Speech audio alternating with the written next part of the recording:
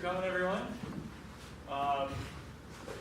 So I'm going to sonify for you the geologic map of Massachusetts. I've taken a bunch of data from the USGS and other sources, compiled it into a piece of software that I can use to perform using this data as sort of a palette and create some sounds for you. And I figured I would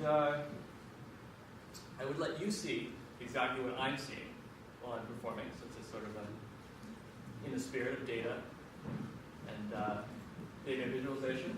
And so you'll be seeing what I'm doing. Maybe you can figure out what's going on. All right. So what you're seeing here is obviously a map of Massachusetts, and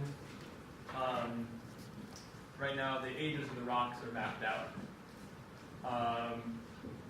Bluer is older, redder is younger, and you'll see other types of maps come up as we go along. This is what we're going to start with. Down at the bottom is a sort of rough geologic timeline, where you'll see where each of our 4 different color sort of cross sections that we're going to place on the map, how old they are at any given time. So each of these lines represents a loop. So think of that. You can think of that as like a cross section. So you're starting at one end and you're ending at the other end. And if you want to, let's make this simple, and all this stuff. And the little one in the middle is like a playhead. Like if you were in a car and you were driving possibly from point A to point B, from the beginning to the end, over and over again. So it's sort of like, well, that moves the other direction, but you can see sort of as it goes along. It either plays, it's playing the notes of the based on the rock age, and right now it's rhythmic, and as you can see, I can turn it to a mode where it just plays a note every time it hits a new rock type.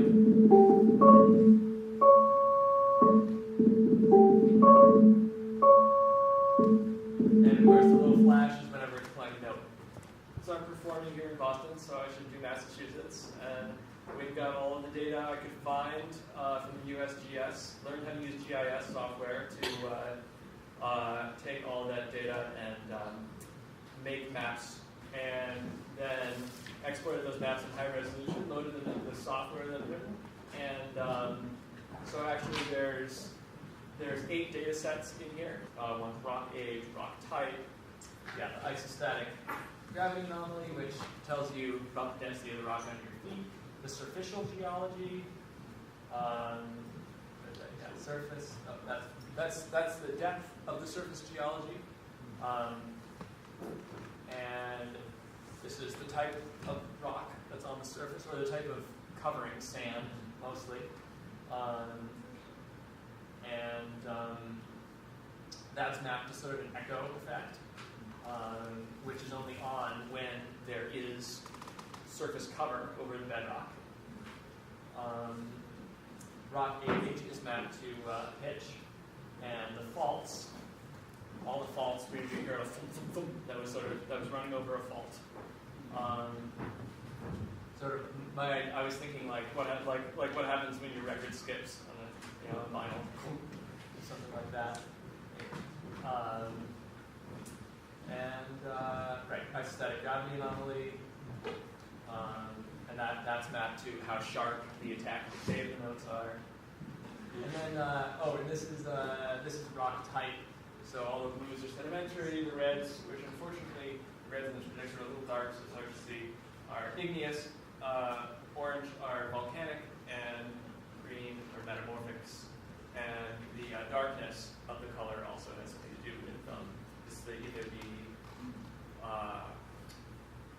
how fine or coarse grained the sedimentary rock is, how metamorphosed, how high grade metamorphosis the metamorphic rock is, basically how deep it was buried and how much it was squished, and how hot it got. And then also there's rock chemistry, which is mapped whether it's iron and magnesium rich or whether it's silica and feldspar rich. So that's lighter colored rock. That's more